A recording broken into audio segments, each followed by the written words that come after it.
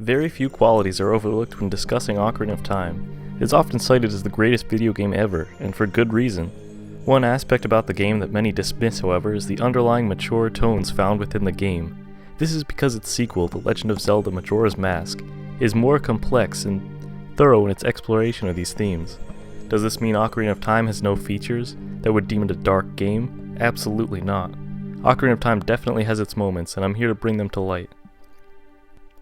A well-known Easter egg is a Hylian guard in the back alley of Castletown. When young Link has gathered all 3 spiritual stones, he can take this detour to discover the wounded man. He will tell Link of his attempt at stopping Ganondorf, warning of what's to come right before passing away in front of the player. He dies on screen in an E-rated game. This is extraordinarily powerful. I've always been a believer of only showing death when necessary, and this hidden event really makes the player realize, from a storytelling standpoint, just how serious Ganondorf is. It's terrifying, and his dark powers really are a threat to the game world. It also prepares the player of what's to come, as my next point is the immediate shift in tone as Link transforms into an adult upon pulling the Master Sword out of its pedestal. The entirety of the sky is bleak and menacing, the happy music is replaced with gusts of wind and creature noises, while every person in the town has become zombified, having been turned into a monster called a Re-Dead.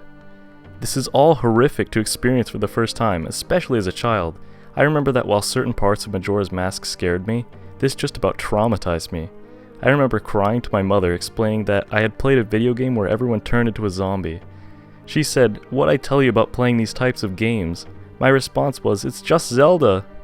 This unexpected and drastic change in atmosphere scared me, and that may have been the reason the game was untouched for a while after.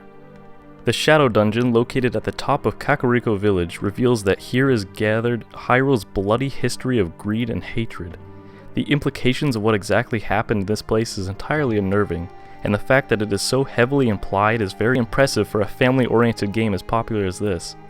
The entirety of what lurks in the temple are some of the most twisted and disturbing things in Zelda history, and I love it.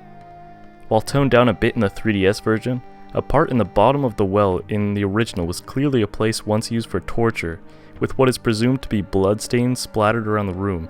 Most prominently, they are featured underneath a crossed post called gallows, featuring chains that hang underneath them. There is also what appears to be a whipping post in a few areas of the Shadow Dungeon, as well as guillotines Link must avoid on his venture to the boss. The mini-boss for both the bottom of the well and Shadow Dungeon is called a Dead Hand, and the arena Link must fight in is a room filled with heads of skeletons and bones. With all this said, it's important to note that nothing in this game, in my personal opinion, is too scary for children. It's absolutely essential for them to learn valuable lessons and stories that this provide, and sometimes a game needs to have these underlying themes to get a message across as effectively as possible. With the disaster that resulted from a supposed history of war and hatred, it's made very clear the negative effects of violence and cruelty because they create the chilling atmosphere experienced. The thing with these games is that everything is implied. There is no killing, there's no on-screen murder. The environments Nintendo created is perfectly suitable for children, and it just leaves an impression that lasts with us for the rest of our lives.